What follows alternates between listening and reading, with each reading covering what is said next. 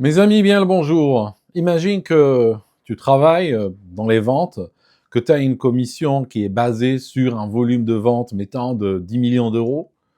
Tu vends pour 20 millions d'euros. Et en fait, on te dit que tu as raté ton objectif et que tu ne vas pas recevoir les commissions et les bonus auxquels tu as droit. Bienvenue, mes amis, dans cette vidéo encore, où on voit comment les forces de l'argent sont en train de, une fois qu'elles touchent le caniveau, creusent encore plus bas. Alors, je vous raconte. Les gens qui travaillent dans les ventes et d'autres métiers qui sont, on va dire, à commission, ça veut dire que une partie, parfois significative, parfois même la plus grande partie de leur salaire est variable, donc elle va dépendre de commissions. Dans les ventes en particulier, ils ont une target, ce qu'on appelle une target, c'est une cible, c'est un volume qu'ils doivent vendre. Mettons, pour simplifier, que par exemple, on a quelqu'un dont la cible, la target, est 1 million d'euros par an. Eh bien, il arrive aujourd'hui, de plus en plus, et c'est pas une entreprise ou deux qui le fait. Tu atteins le double de ta target, le triple, tu atteins 2, 3 millions. Et à la fin de l'année, ils te disent que bon, oui, c'est vrai que tu as ramené 3 millions d'euros, c'est vrai. Mais en même temps, si on refait les calculs selon notre manière de calculer, eh bien, tu es à 750 000 euros. Ou bien, il y a tel ou tel argent qui ne compte pas, tel contrat qui ne compte pas. Et en fait, des gens qui ont trimé toute l'année se retrouvent par la suite privés de l'argent auquel ils ont droit. Alors, comment ça marche? Je vous raconte. Au départ, il y a un certain nombre d'années, quand je travaillais dans les ventes, on avait ce qu'on appelle des accélérateurs. Alors, c'est quoi un accélérateur? Mettons, par exemple, tu travailles chez un éditeur de logiciels, ce qui était mon cas. Éditeur de logiciels, et à un moment donné, il développe une version, mettons cloud, SaaS, de son logiciel. Il veut la vendre en priorité. C'est une version qui est considérée comme stratégique pour la compagnie qui veut aller vers le cloud. Alors, qu'est-ce qu'on va dire aux gens qui travaillent dans les ventes, à tous les niveaux? On va leur dire ceci. Pour tout euro qui est rentré sur un contrat cloud, on vous compte 2 euros. C'est ce qu'on appelle un accélérateur. Donc ça veut dire que on veut motiver les troupes à travailler, à vendre et à placer des produits de type cloud. À ce moment-là, un client signe par exemple pour 50 000 euros, on va te compter 100 000 euros. Et comme ça, tu peux atteindre ton quota très rapidement, ta target très rapidement, et à la fin de l'année, bon, c'est bonus, tu vas recevoir plein de choses, plein d'avantages, aller au président de club, etc. Maintenant, que se passe-t-il? Ces dernières années, pratiquement, je dirais, depuis à peu près 5 ans, depuis début du Covid, je dirais, et probablement sous le conseil d'un certain nombre de cabinets qui viennent chez des entreprises et ils les conseillent, n'est-ce pas? Alors, qu'est-ce qu'ils leur ont dit? Ils leur ont dit qu'il faut créer des ralentisseurs. Au lieu de créer des accélérateurs, comme je viens de décrire, il faut créer des ralentisseurs. Alors attention, il n'y a aucune compagnie sur Terre qui les appelle ralentisseurs. Mais en réalité, c'est des ralentisseurs et des bridages, même si jamais ils ne vont avoir ce nom. Alors, ça marche comme ceci. Par exemple, on va prendre ton quota, mettons 1 million d'euros, et on va dire, bon, le quota, c'est pas juste 1 million d'euros. Je vais t'expliquer comment il marche.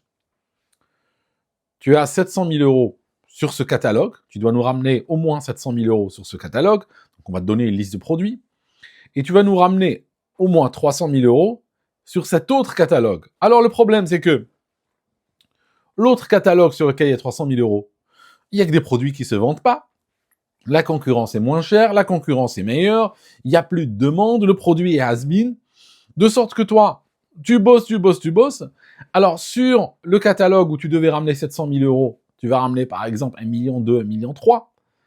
Ok? Donc, grosso modo, tu as atteint, on va dire, tu as dépassé ta target parce que ta target globale c'est 1 million, mais toi tu as fait 1 million 3. Donc, c'est ce que la compagnie va encaisser. Mais sur le catalogue à 300 000 euros, eh bien, tu n'as pas atteint les 300 000 euros. Tu as réussi à faire 120 000. Ok. Donc, qu'est-ce qu'on va considérer? On va considérer que tu n'as pas atteint ta target. Donc, tu peux te retrouver avec cette manière de compter, avec de l'argent qui n'est plus compté du tout. Pourquoi? Parce qu'une fois que tu atteins 700 000 euros, une fois que tu le ramènes 700 000 euros sur le catalogue principal, par la suite, tout l'argent qui rentre sur ce catalogue-là est considéré comme valant zéro. Tu peux ramener autant que tu veux, ça sera toujours considéré 0, 0, 0. Tu vois? Donc, tu te retrouves finalement à ramener de l'argent pour eux, mais tu es toujours coupable, tu te sens... Ça, sur le côté psychologique, hein, ça, c'est la violence psychologique derrière. Tu leur ramènes des millions, tu leur ramènes de l'argent, tout en te sentant coupable, tout en te sentant faisant du mauvais travail, tout en subissant les regards, les brimades, les critiques, tout en ayant peur pour ton travail. Tu vois ce que je veux dire? Alors que tu es en train de leur ramener beaucoup d'argent. Voilà, ça, c'est une technique. C'est une technique de bridage qui fait que... Je t'ai donné un cas simple, 700 000, 300 000 euros. Mais parfois, ils vont te prendre ton quota, encore, je parle des millions, mais c'est pareil pour des chiffres supérieurs ou inférieurs, ils vont te le diviser, vont te le saucissonner en différents secteurs, en différents périmètres, et tu dois atteindre le quota sur chacun des périmètres. Et si tu n'atteins pas sur chaque périmètre, eh bien, on s'en fout de la globalité. Voilà, ça, c'est une première méthode. L'autre méthode, c'est celle-ci. Par exemple, ils vont te dire, OK, mettons que tu vends des licences sur 3 ans, 4 ans, 5 ans, peu importe, donc le client vient, il s'engage et il paye. Ils vont te dire, nous on considère que la première année.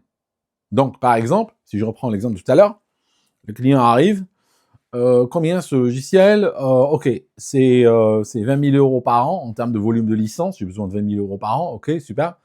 Moi je prends 3 ans, donc il va prendre 3 ans, négocier, tout ça, bon d'accord, on va te faire 50 000 euros sur les 3 ans. La compagnie va dire quoi? Va dire que je compte que la première année. L'argent de la première année, on va le compter, n'est-ce pas? Donc on va te compter, par exemple, on va dire, ok, on va te compter 18 000 euros. Le reste, on compte pas. Il compte 0.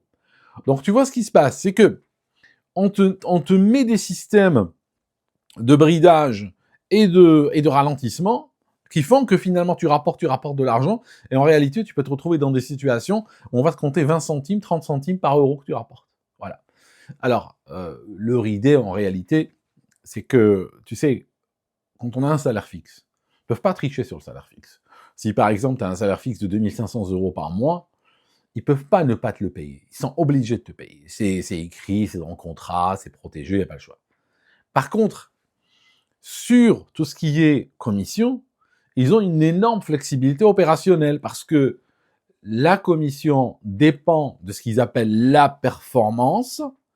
Et puis, finalement, la performance, c'est eux qui la définissent. C'est eux qui créent les règles pour définir la performance. Et comme les règles, ils n'arrêtent pas de les écrire et de les réécrire au fur et à mesure, tu peux pas gagner. Tu vois ce que je veux dire? Tu peux pas gagner contre ça. Tu vois, tu peux toujours avancer, mais finalement, tu peux pas gagner. C'est comme si j'avais donné cet exemple. Moi, je suis très mauvais en foot, mais par contre, je prétends que je peux gagner contre tout seul, contre toute l'équipe du Real Madrid réunie, mais à condition. Il faut me laisser définir moi les règles du jeu. Il faut me laisser définir les règles du jeu. Dire ce que c'est qu'un but, ce qui n'est pas un but, où est-ce que le défenseur a le droit de se mettre, où est-ce que le gardien du but a le droit de se mettre, comment il doit agir, etc. Et à force de définir les règles, je suis toujours gagnant. Et c'est pareil ce que fait l'employeur. C'est pareil ce que font les forces de l'argent. C'est que ils se disent, bon, voilà, c'est nous qui définissons les règles, donc la loi, c'est nous. Et sur la partie commission, sur la partie variable du salaire, il n'y a strictement qu'une limite. Il n'y a pas de... C'est généralement très vague, même dans les contrats, c'est pas écrit noir sur blanc.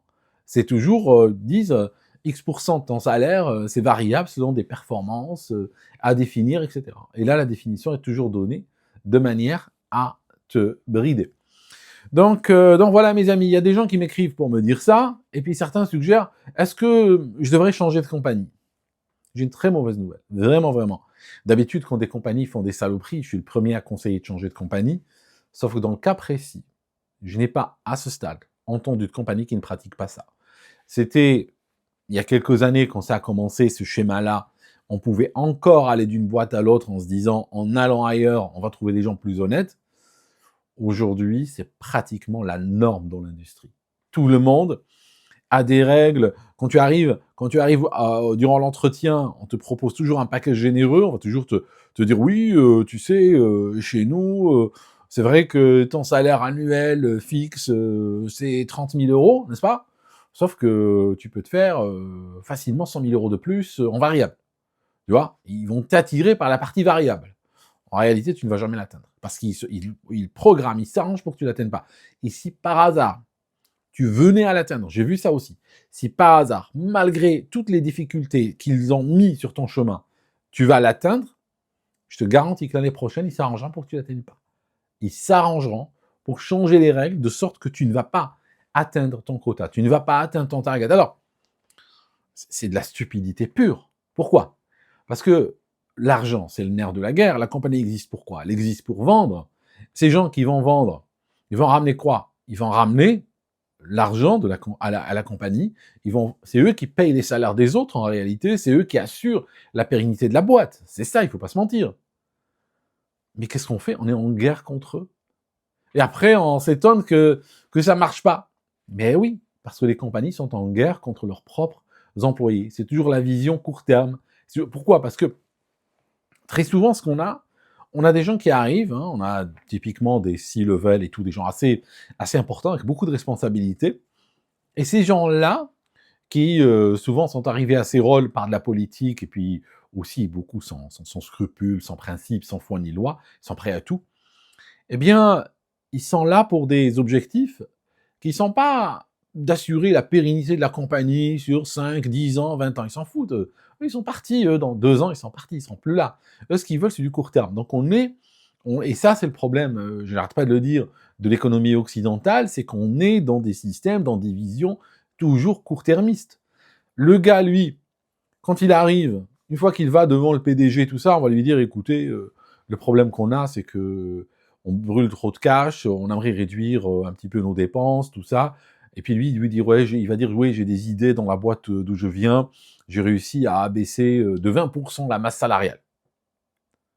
Maintenant, eux, ils vont la séduire. Il a réussi à baisser de 20% la masse salariale. Ce qu'il leur dit pas, c'est qu'en même temps, il a plombé les ventes, et en même temps, les ventes se sont effondrées de 50%. Mais ça, il leur dit pas, parce que lui, il s'en fiche. Lui, n'est pas là pour les ventes. Lui, il est là pour baisser, pour être un tueur, pour être un killer, comme ils disent. Il est là pour baisser la masse salariale. Ben, c'est pas grave. Ben, il va arriver, il va baisser la masse salariale, il va démoraliser tout le monde, dégoûter tout le monde, les gens vont partir, la performance va baisser, les gens s'en foutent, ils n'ont plus intérêt à vendre, parce qu'ils se disent, de toute façon, ce quota, il n'est pas atteignable, donc je m'en fous. Et que va-t-il se passer? La compagnie va voir ses ventes, ses rentrées d'argent s'effondrer, sauf que lui, lui, sur son propre compte, il va voir que l'argent va arriver. Parce que lui, il a atteint son objectif en montrant que, voilà, vous m'avez recruté pour abaisser la masse salariale de 20%, je l'ai abaissé de 23%, alors voilà, j'ai atteint mon objectif, etc. Puis bon, voilà, le bonus en or pour avoir détruit la compagnie. Malheureusement, c'est comme ça. Parce que on n'a plus personne qui se projette sur le long terme. Les gens, comme je vous l'ai dit, se projettent sur des résultats trimestriels qui sont évalués de trimestre en trimestre sur des résultats annuels. Donc les mecs peuvent rester 1 an, peuvent rester 1 an et demi, se faire plein de blé, partir, la compagnie fait faillite 1 an plus tard, c'est pas leur problème. Et après, tu les vois avec des cravates de couleurs différentes, avec les mêmes costumes, les mêmes sacoches, en train de refaire les mêmes saloperies ailleurs, mais c'est comme ça que ça marche aujourd'hui. On récompense les pires. C'est assez incroyable ce que je suis en train de te dire. Ça paraît, je m'entends le dire, et ça me paraît incroyable, mais la réalité que nous constatons sur le terrain, c'est ça. Et c'est là une justification, une des raisons pour lesquelles on a des crises aussi brutales aujourd'hui, parce que on est dans cette vision extrêmement court terme. Merci mes amis d'avoir écouté jusqu'ici. On se voit dans une prochaine vidéo.